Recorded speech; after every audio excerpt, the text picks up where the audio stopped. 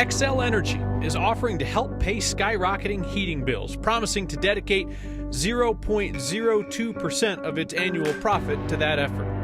Emergency managers are asking the federal government to get Colorado a better, more accurate emergency alert system. People in Boulder County won a battle against one of the largest polluters in the area. Now they want it gone for good. He's been snowboarding since 1983. Lots changed about the sport since then, and he's still in it. Proud to have been part of the beginning of it and through the phases of it. And tonight we announced the first televised debate in the Denver mayor's race. Does anyone have 13 podiums we can borrow? Tonight on Next. You can tell that Xcel and other energy companies are feeling the heat. Customers fed up with bills that are 3 or 4 times last year's, while Xcel is making tremendous profits. That's why a coalition of energy companies led by Xcel came out today to announce that they're going to give $1 million to help low-income families pay their bills. $1 million. Then our pesky Marshall Zellinger did some math. Thank you for the question. Standing outside in the shade on a chilly day is how energy company executives announced a plan to help needy Coloradans stay warm. We're making a commitment of $500,000 ourselves, and our partners are also making a commitment of we're going to reach over $1 million. This is Xcel Energy Colorado President Robert Kenney announcing Xcel's share of the $1 million that will go to Energy Outreach Colorado, a group that provides payment assistance for customers who need help. According to Energy Outreach Colorado, just last week it issued $528,000 to 751 applicants for energy assistance. That's more than the $500,000 Xcel just committed to giving. This is in addition to the ongoing support that we provide Energy Outreach Colorado. It's about $19 million a year. Let's pause for a moment. A spokeswoman with Energy Outreach Colorado told me this afternoon that Xcel provides $5,000 to sponsor a golf tournament each year. The rest of the money Xcel gives Energy Outreach Colorado comes from Xcel's ratepayers, you, the customer. Money from different line items on your bill. Money from the new 75-cent energy assistance charge on both your electric and gas bills. And money from late payment fees. So let's hear that again. This is in addition to the ongoing support that we provide Energy Outreach Colorado. That's about $19 million a year. The ongoing support that we provide Energy Outreach Colorado is really the support you provide that passes through Xcel.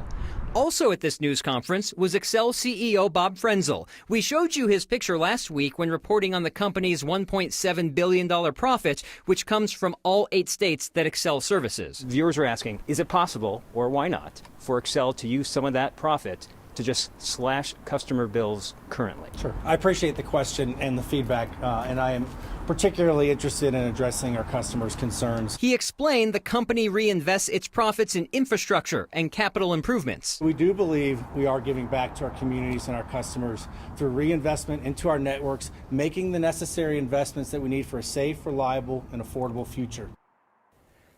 Let's not discount that these groups are coming together to provide money that will help families in need. But based on those statistics, the 528,000, that will cover, if there is $1 million total, that won't cover 2 more weeks worth of people asking for help, and you only get help through Energy Outreach Colorado. You only get help 1 time a year.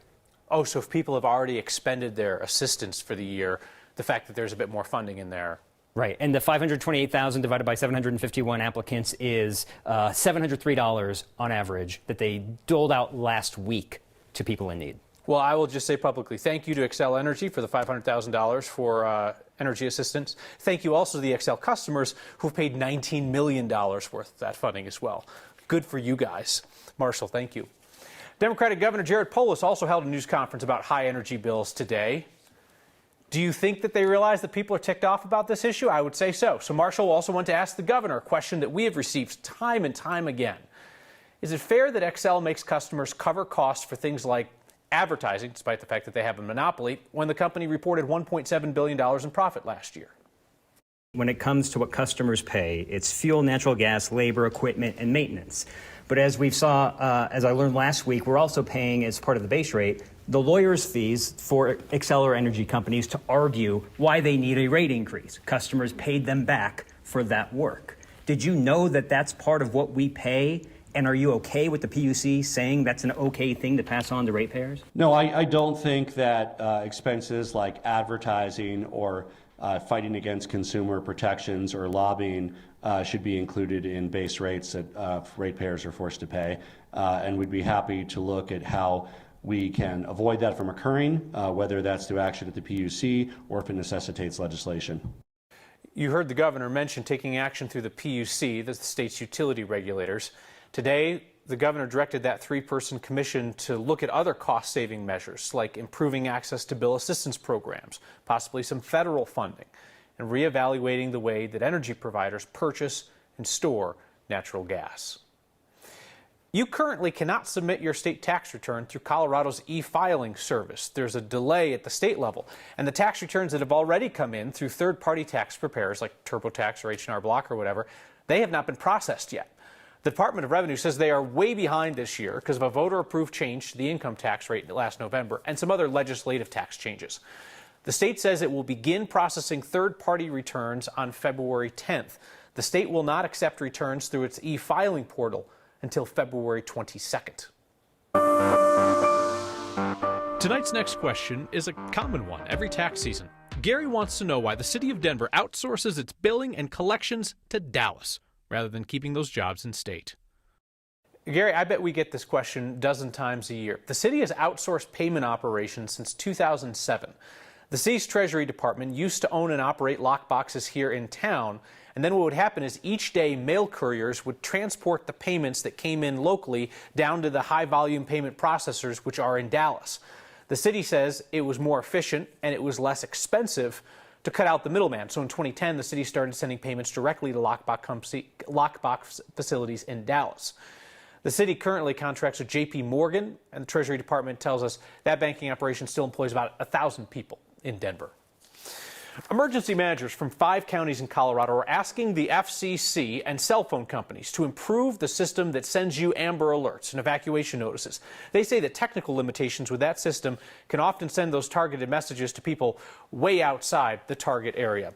Our Steve Stager just stepped inside his own target area. Hold on now. There he is. He's in the box. That one was nip and tuck for us, Steve. You've been studying this alert system since the Marshall Fire, and you have found that there's some hesitancy to use these wireless emergency alerts, these WIAs, because of the known issues. Yeah, and that's troubling because this system is really important because it can potentially reach everyone with a cell phone in a specific area, even if they haven't signed up for alerts. The problem is the infrastructure of wireless emergency alerts, or WIA, leaves a lot to be desired. Emergency leaders for Adams, Arapahoe, Boulder, Jefferson, and Larimer counties wrote to the FCC in June asking commissioners for a whole list of things, including one really odd-sounding change. See, right now, the WIA system can't handle a shape for an alert that includes more than 100 points on the map. That's the limit, so you can't draw a really intricate shape. These emergency leaders argue that they've spent years pre-drawing evacuation areas in communities that are pretty specific. They've studied and tested ways in and ways out for these places. They know that they'll work in an evacuation. Problem is, many of these areas are intricate shapes with more than 100 lines. So now, if they need to order an evacuation instead of using their pre-drawn shape in an evacuation, they have to start from scratch, which takes time, something you need in an emergency.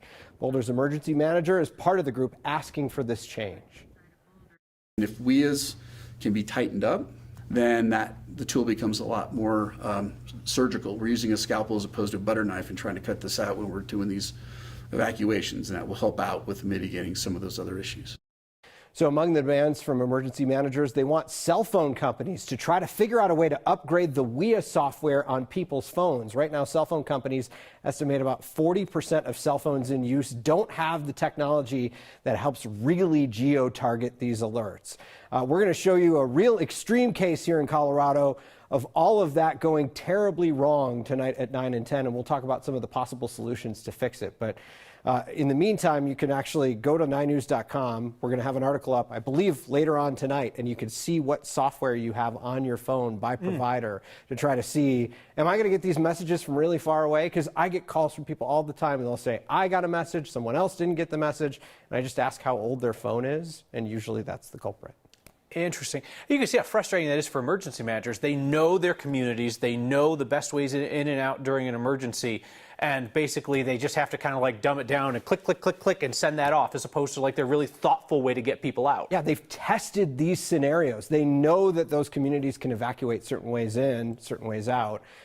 There's one community that's actually sent out a training bulletin, says if you're going to send a WIA, just draw a square or draw a circle, because that's how simple they have to make it. Yeah, that's precise. All right. Thank you, Steve. Hey, just a quick thank you for what you did for Caris Community, that nonprofit in Denver that provides transitional housing for people with serious mental health issues. Most of the people who live in the Caris community have experienced homelessness at one point or another, and Caris provides them with a safe place to live when they no longer need hospitalization for their mental health, but they aren't quite ready to live on their own. You raised $14,000 in a couple of days to support Caris's work. Since 2020, your Word of Thanks microgiving campaigns have raised more than $10 million. Your ideas spark a lot of these microgiving campaigns. So if you have a suggestion of a nonprofit or even just an issue in our community, you can email me directly at next@9news.com. Boulder County made it tougher for a cement plant to operate. Now, neighbors want it gone altogether. We would just like to see Cemex held accountable. And a national snowboarding tour comes to Denver. For one athlete, it is a ride 40 years in the making. That's next.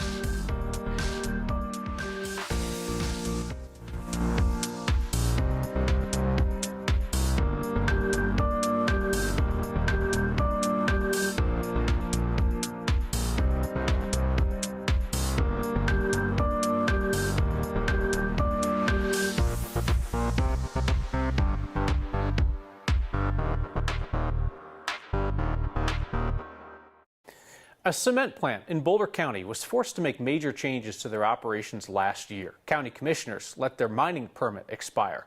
Now people who live nearby that plant want it gone. They say the changes weren't enough. Critics of the Cemex plant near the town of Lyons say the plant has now become a public nuisance and a public health hazard.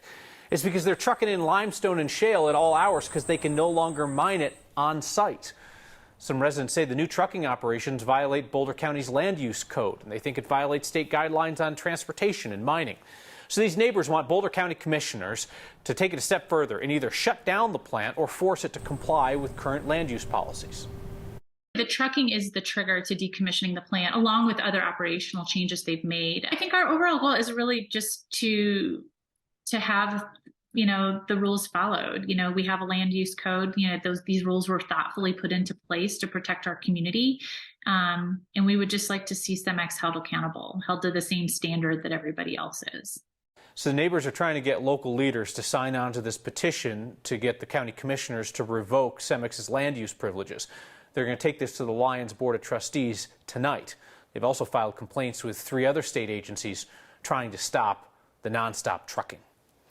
We are going to have a great big debate in the race for Denver mayor. It will be the first televised debate in the race, and it's 10 days away.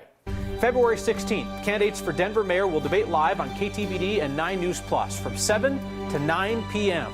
2 hours. Well, there's lots of people.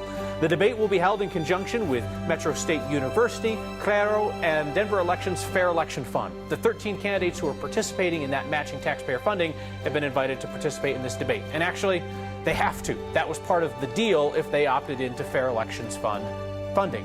This is the first of 3 mayoral debates we'll air on 9 News.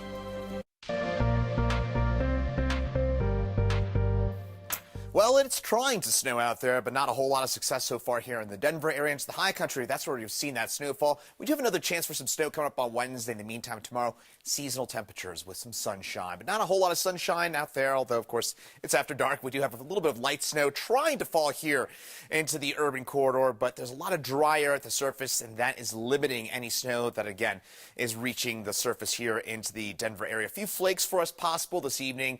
That's pretty much all she wrote in terms of that snow chance for us here in the urban corridor. This is where the heavier snow has been, but that's already starting to wind on down. Just keep in mind, if you're heading up Rabbit Ears Pass, Vale Pass on west, that's where you're going to be seeing some of those slick conditions for the rest of your evening. Forecast, any snow that we've got would be over the next hour or 2 here in the Denver area. And then by the time you wake up tomorrow morning, lots of sunshine statewide, and that'll give way to a seasonal day for us tomorrow. It's been a little bit windy out there, hasn't it been, throughout our Monday? Those winds already starting to slacken a little bit. Still seeing some gusts out by about 30 miles an hour for us out at the airport. Tonight, temperatures drop back to about 20 degrees, and we will see that chance for a flurry again. Next hour or two would be the main time window for any snowfall for us here in the Denver area.